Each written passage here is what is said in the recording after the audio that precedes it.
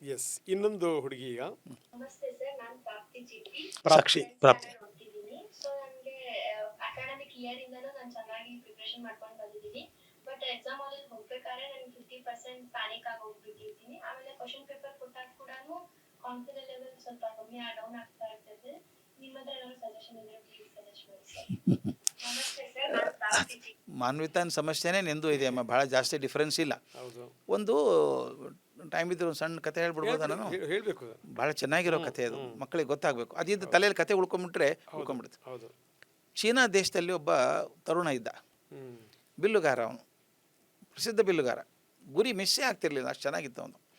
ಯಾರೋ ತಲೆಗೆ ತುಂಬ್ತಾರಲ್ಲ ಪ್ರಶಸ್ತಿ ಹುಚ್ಚು, ರಾಜನ ಕಡೆ ಹೋಗಿ ಅತ್ಯಂತ ಶ್ರೇಷ್ಠ ಬಿಲ್ಲುಗಾರ ಅಂತ ಪ್ರಶಸ್ತಿ ತೊಗೊಂಬಿಡು ಅಂತ. ಇವನು ಹೋಗಿ ರಾಜನ ಮುಂದೆ ಪ್ರದರ್ಶನ ಮಾಡಿದ.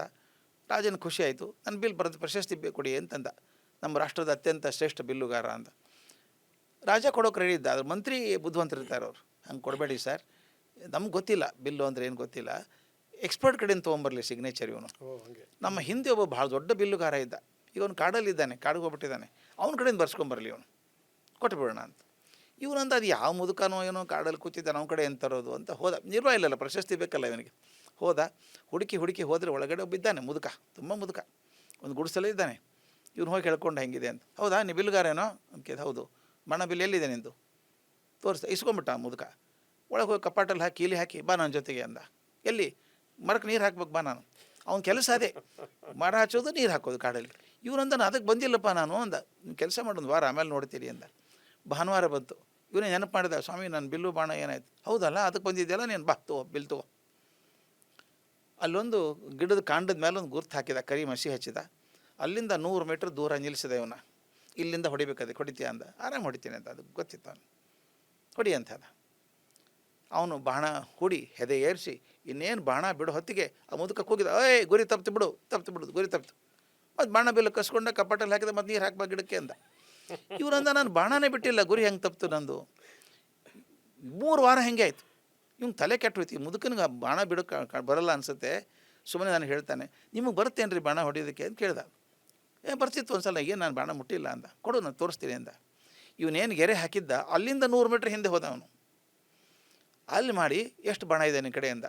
ಬೇಕಾದಷ್ಟು ಇದೆ ಅಂದ. ಒಂದು 500 ಬಾಣ ಕೊಡು ಅಂದ ಅವನು. ತುಂಬಿಕೊಂಡ. ನೋಡ್ತೀವ್ರು ಏನು ಮಾಡ್ತೀನಿ, ಟಕ ಬಿಟ್ಟ.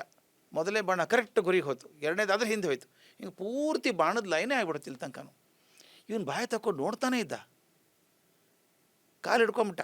ಮಾರಾಯ, ನಿನ್ನಂಥ ಬಿಲ್ಲುಗಾರ ನಾನು ಅಲ್ಲಪ್ಪ ಅಂದ. ನೀನು ಹೆಂಗೆ ಮಾಡಿದೆ? ನನಗೆ ನೀನು ಡಿಫ್ರೆನ್ಸ್ ಏನು ಅನ್ನಿಸ್ತು ಅಂತ ಮುದುಕ ಕೇಳಿದ. ನಿನಗೆ ಯಾಕೆ ಕೊಡಲಿಲ್ಲ ಗೊತ್ತಾ? ಪ್ರತಿ ಸಲ ಗುರಿ ತಪ್ಪಿತು ಅಂತ ಯಾಕೆ ಹೇಳಿದೆ ಗೊತ್ತಾ? ವ್ಯತ್ಯಾಸ ಕಾಣ್ತಾ ಅಂತ. ಹುಡುಗ ಹೇಳಿದ, ಹೌದು ಗೊತ್ತಾಯ್ತು ನನಗೆ, ನೀನು ಎಷ್ಟು ನಿರಾಳವಾಗಿ ಬಿಡ್ತಾ ಇದ್ದೆ, ಟೆನ್ಷನ್ನೇ ಇರಲಿಲ್ಲ. ನಾನು ತುಂಬ ಟೆನ್ಷನ್ ಮಾಡ್ಕೊಂಡು ತಪ್ಪಿಸ್ಬಾರ್ದು ಅಂತ ಹೊಡಿತಿದ್ದೆ. ಎಲ್ಲಿ ಗುರಿ ತಪ್ಪಬಾರ್ದು ಅಂತ ಭಾಳ ಟೆನ್ಷನ್ ಆಗುತ್ತೋ ಕೈ ನಡುಗುತ್ತೆ. ನಿನಗೆ ಅಷ್ಟು ನಿರಾಳವಾಗಿ ಬಿಡ್ತಿದ್ದೆಲ್ಲ. ಅವ್ನು ಹೇಳ್ದ, ನಾನು ಬಿಡ್ತೀನಿ ನೋಡಿ ಈಗ ಅಂತ ಹೇಳ್ದ. ನೋಡೊಂದು ಕೆಲಸ ಮಾಡ್ತೀನಿ, ಆ ಬೆಟ್ಟದ ತುದಿ ಇದೆ, ಕೋಡುಗಲ್ಲಿದೆ, ಹೇಗೆ ಕೆಳಗೆ 3000 ಅಡಿ ಪ್ರಪಾತ ಇದೆ. ಅವ್ನು ಹೇಳ್ದ, ಹುಡುಗ ನೀನು ಕೆಲಸ ಮಾಡು, ನೀನು ಓಡು, ಆ ಕೋಡುಗಲ್ಲ ಮೇಲೆ ಹೋಗಿ ನಿಂತ್ಕೋ. ಹೇಗೆ ನಿಂತ್ಕೋಬೇಕಂದ್ರೆ ನಿನ್ನ ಪಾದ ತುದಿ ಮಾತ್ರ ಇರಬೇಕು, ಇದ್ರೊಳಗೆ ಹಿಂಬಳೆಲ್ಲ ಹೊರಗಿರಬೇಕು. ನಿಂತ್ಕೊಂಡು ಆಕಾಶದಲ್ಲಿ ನೋಡಿ ಹದ್ದು ಹಾರತ್ತಲ್ಲ, ಹದ್ದಿ ಹೊಡಿ ನೋಡು ಬಾಣ ಅಂತಂದ.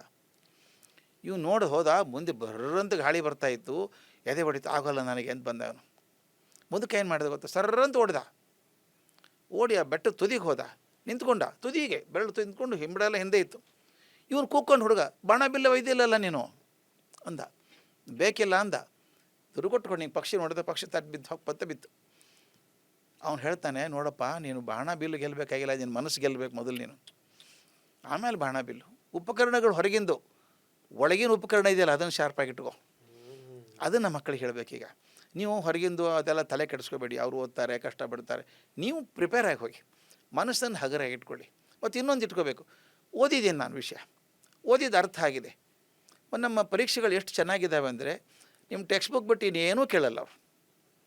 ಅಕಸ್ಮಾತ್ ಒಂದು ಅರ್ಧ ಮಾರ್ಕಿನ ಕೇಳಿದ ಶಿಕ್ಷಕರು ಹೊಡೆದಾಡ ತೆಗೆಸ್ತಾರೆ, ಅದನ್ನು ಬೇರೆ ಮಾಡ್ತಾರೆ.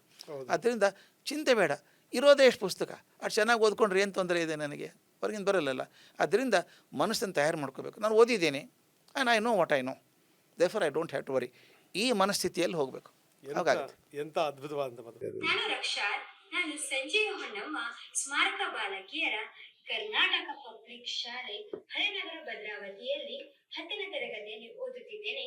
ನನ್ನ ಪ್ರಶ್ನೆ, ವಿದ್ಯಾರ್ಥಿಗಳು ಕಡಿಮೆ ಸಮಯದಲ್ಲಿ ಹೆಚ್ಚು ವಿಷಯಗಳನ್ನು ಹೇಗೆ ಓದಬಹುದು ಮತ್ತು ಓದಿದ ವಿಷಯಗಳನ್ನು ನೆನಪಿಟ್ಟುಕೊಳ್ಳುವುದು ಹೇಗೆ? ರಕ್ಷಾ, ನಿನ್ನ ಪ್ರಶ್ನೆ ಸರಿಯಾಗಿದೆಯಮ್ಮ. ಕಡಿಮೆ ಸಮಯದಲ್ಲಿ ಎಷ್ಟು ಜಾಸ್ತಿ ನೆನಪಿಟ್ಕೊಳ್ಳೋದು ಹೇಗೆ ಅಂತ. ನನ್ನ ಪ್ರಶ್ನೆ, ಯಾಕೆ ಇಟ್ಕೋಬೇಕು ಅಂತ. ಕಡಿಮೆ ಸಮಯದಲ್ಲಿ ಯಾಕೆ ಇಟ್ಕೋಬೇಕು? ಇಡೀ ವರ್ಷ ಇದೆಯಲ್ಲಮ್ಮ ನಿನಗೆ. ಈಗ ಜೂನ್ ತಿಂಗಳಿಂದ ಎಕ್ಸಾಮ್ ಟೈಮಿಗೆ ಅಂತ ಕೇಳಿರ್ಬೇಕು. ಅದೇ ಕಮ್ಮಿ ಸಮಯದಲ್ಲಿ ಅಂತ. ಕಮ್ಮಿ ಸಮಯ ಇಲ್ಲ ನಿಮಗೆ. ಒಂದು ಮಾತು ಹೇಳ, ನಮ್ಮ ಪ್ರಧಾನಮಂತ್ರಿಗಳಿಗೆ ದಿವಸಕ್ಕೆ ಎಷ್ಟು ಸಮಯ ಇದೆಯಮ್ಮ? 24 ತಾಸು. ನಿನಗೆಷ್ಟಿದೆ? 24 ತಾಸು. ಅವ್ರು 24 ತಾಸಲ್ಲಿ ಇಡೀ ದೇಶ ಆಳೋ ಶಕ್ತಿ ಇರಬೇಕಾದ್ರೆ ಒಂದು ಸಿಲೆಬಸ್ ಓದೋಕ್ಕಾಗಲ್ವ ನಮಗೆ? ಅಂದರೆ ನಾನು ಸರಿಯಾಗಿ ಫೋಕಸ್ ಮಾಡಿಲ್ಲ, ಇರೋ ಸಮಯವನ್ನು ಸರಿಯಾಗಿ ಬಳಸ್ಕೊಂಡಿಲ್ಲ. ಜೂನ್ನಿಂದ ಫೆಬ್ರವರಿವರೆಗೂ ಸರಿಯಾಗಿ ಬಳಸ್ಕೊಂಡಿದ್ರೆ ಮಾರ್ಚ್ ತಿಂಗಳು ನನಗೆ ಗಾಬರಿ ಕೊಡಬೇಕಾಗಿಲ್ಲ. ಆದರೆ ನಾನು ಮಾರ್ಚಲ್ಲೇ ಎಲ್ಲ ಓದ್ತೀನಿ ಅಂದಾಗ ಆಗೋಲ್ಲ. ಈಗ ನಾನು 3 ದಿವಸದ ಊಟ ಒಮ್ಮೆ ಮಾಡ್ತೀನಿ ಅಂದರೆ ಆಗುತ್ತೇನಮ್ಮ? ಆಗಲ್ಲಲ್ಲ. ನಾನು ಯಾವ ಹೊತ್ತಿಗೆ ಮಾಡಬೇಕು ಅಷ್ಟೇ ಮಾಡಬೇಕು. ಆದ್ದರಿಂದ ದೇಹಕ್ಕೆ ಹೇಗೆ ಒಂದು ಮಿತಿ ಇದೆಯೋ, ಎಷ್ಟು ಆಹಾರ ತೊಗೋಬೇಕು ಅಂತ, ಹಾಗೆ ಬುದ್ಧಿ ಕೂಡ ಹಾಗೇ ಇದೆ. ಒಂದೇ ಸಲ ತುರ್ಕೊಂಡಾಗ ಇದ್ದಂಗೆ ಅನಿಸುತ್ತೆ, ತಲೆಯಲ್ಲಿ ಇದ್ದಂಗೆ ಅನಿಸುತ್ತೆ, 5 ನಿಮಿಷಕ್ಕೆ ಮಾಯಾಗಿ ಹೋಗ್ಬಿಡುತ್ತೆ, ಇರೋಲ್ಲ ಅದು. ಆದ್ದರಿಂದ ದಯವಿಟ್ಟು ನಾನು ಹೇಳೋದು, ಪ್ರಾರಂಭದಿಂದಾನೇ ನಿಮಗೆ ಗೊತ್ತಿರುತ್ತೆ ಪರೀಕ್ಷೆ ಮಾರ್ಚಲ್ಲಿದೆ ಅಂತ ಗೊತ್ತಿದೆ ಅಲ್ವಾ? ಮಾರ್ಚಲ್ಲಿ ಗೊತ್ತಿದ್ದಾಗ ನಿಮ್ಮ ಜೂನಿಗೆ ಗೊತ್ತದು ಮಾರ್ಚಿಗೆ ಪರೀಕ್ಷೆ ಇರುತ್ತೆ ಅಂತ. ಆವಾಗಿಂದಾನೇ ಎಷ್ಟೆಷ್ಟು ಸಿಲೆಬಸ್ ಕ್ಲಾಸಲ್ಲಿ ಮುಗಿಸ್ತಾರೋ ಮನೆಗೆ ಬಂದು ಓದಿ ಬರೆದು ಮನಸ್ಸಲ್ಲಿ ಇಟ್ಕೊಂಡು ನೋಟ್ಸ್ ಮಾಡ್ಕೊಂಡಿದ್ರೆ ಮಾರ್ಚ್ ತಿಂಗಳ ಭಯ ಹುಟ್ಟಿಸೋದೇ ಇಲ್ಲ.